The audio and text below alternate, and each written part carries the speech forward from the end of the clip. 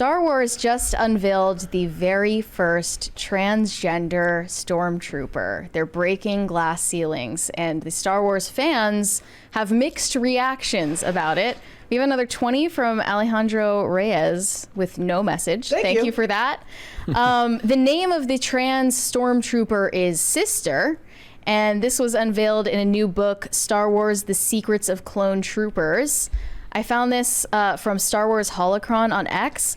This says, Rex's description of Sister in the book reads, when one of our kind expressed her gender identity differently than her fellow troopers, she featured she'd have to hide what she truly was inside. Fortunately, her brothers in the 7th Sky Corps gave her the name Sister as a constant reminder that she belonged. And you can see in the illustration here that Sister wears the normal stormtrooper outfit with the trans pride flag colors in stripes on it. You ever to represent that? You ever think about this for a moment? How this is a universe. Now, to be fair, it's also a galaxy far, far away, which somehow has Californian politics like deep enriched into it. But that's beside the point. You ever think about how the Star Wars universe is kind of war torn? Like it's like, you know, it's like Nazi-ish and war torn and crazy, and there's always some really crazy war and suffering going on, but they have time to like sit there as a stormtrooper. What's my and gender identity? They have time, because the only reason people are able to think these thoughts, and it's because we've been comfortable for 80 years. That's why we're able to have these weird Western thoughts like, man, I have no conflict, I have no strife, and I need to feel fulfilled personally somehow, but I have no interest or hobbies that I can actually express those things. So I'm going to jump right into the popular fad that is right now in the West, and that's how they live their entire life, and that's why they can think that way, is because you can be comfortable. In the Star Wars universe, you cannot be comfortable. Everybody's dying around you. But your biggest issue is that you feel like your identity. It's insane to me. Well, I thought the entire point of all of the clone troopers is that they don't just look the same; they all think the same. They don't have an individuality. They don't have a personal identity about anything.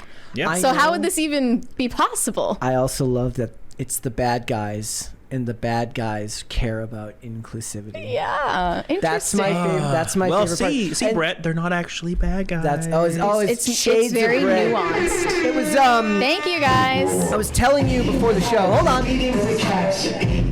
If you're watching this in segments, this is because we have received a certain amount of support in super chats.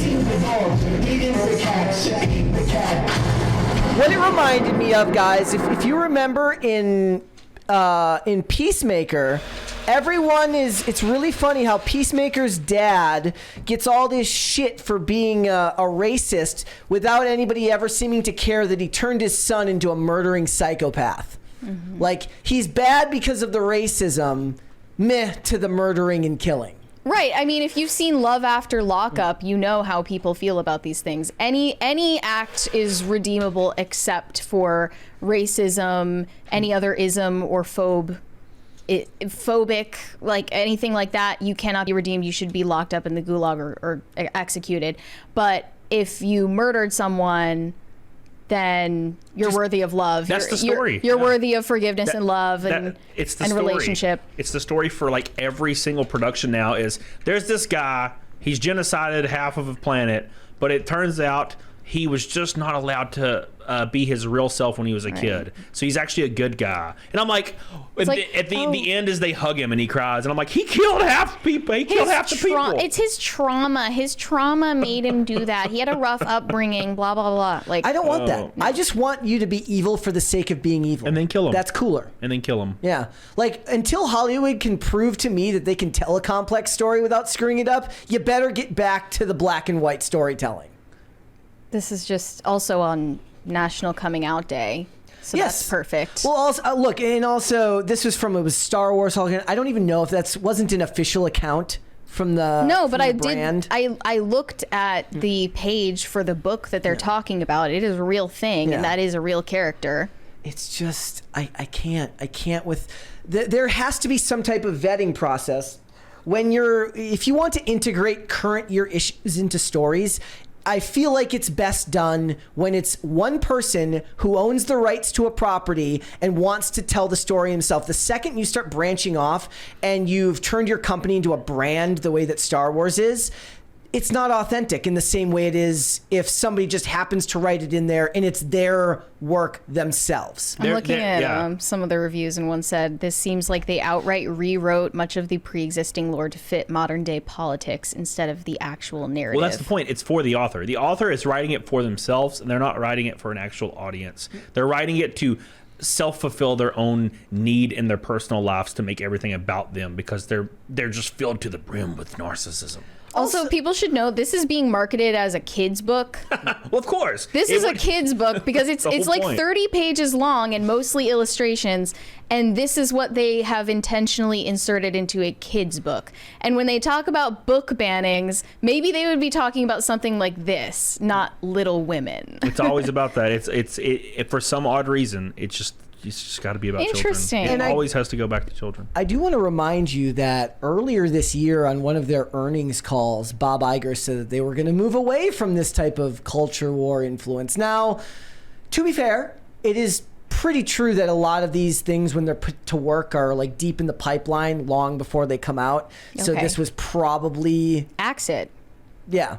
Don't release it. I'm just saying, like, you know, how far down Do what the David pipeline? Zaslav does. Just throw it in the trash. Set it on fire. David Zaslav isn't exactly hitting it out of the park this year either when it comes to the box office. I know, but it's just funny when they're like, we're going to stay out of the culture war. Well, this isn't what you would call staying out of the culture war, and it is a huge distraction to these franchises. Now, it's not like it's showing up in the movies or the shows.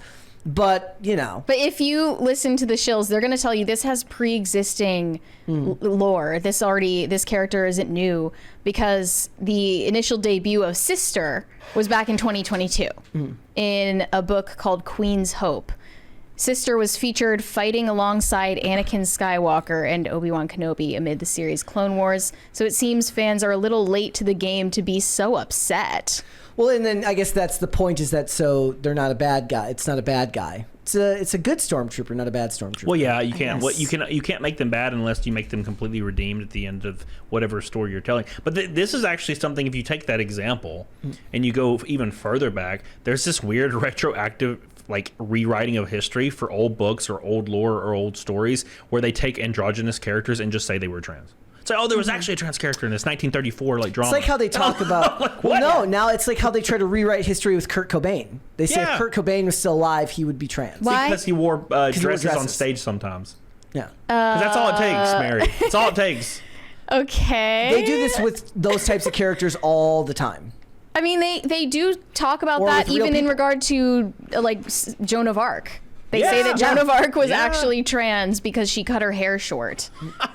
Which is funny because this is why I'm saying, like, please don't make a movie about her. Please just stay away. Because you know the whole point of the reason she goes in the battle and fights is because she has to show men that their oppression on women, especially That trans a woman people, can do anything a man can do. She never went into battle. As far as I know, that's not historically accurate. As far as I know, she just got brutally killed.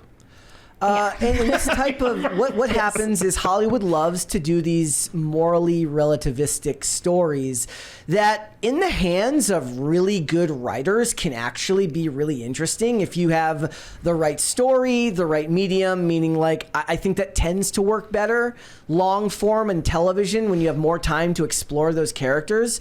But nothing that I've seen in the last 10 years of Hollywood tells me that outside of a few great writers who might be able to do a character like a Walter White, right? Who can be a bit of a moral relativist and do bad things for good reasons. Outside of a few small examples of that, the rest of the time it just feels like a push towards making degeneracy or bad behavior acceptable rather than showing the ins and outs of somebody whose life, though bad, was also complicated. Right. I mean, you would see more ruthless, moral objectivist takes in the comments of someone's like, I'm sorry I said the N-word apology video. Yeah.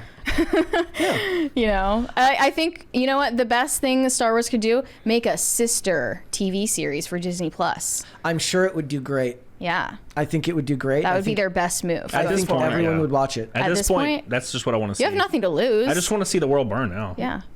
Thanks for watching. Listen to full episodes of Pop Culture Crisis on Spotify. Keep up with us on social media and make sure you subscribe and ring that bell so you never miss the show. Bye, guys.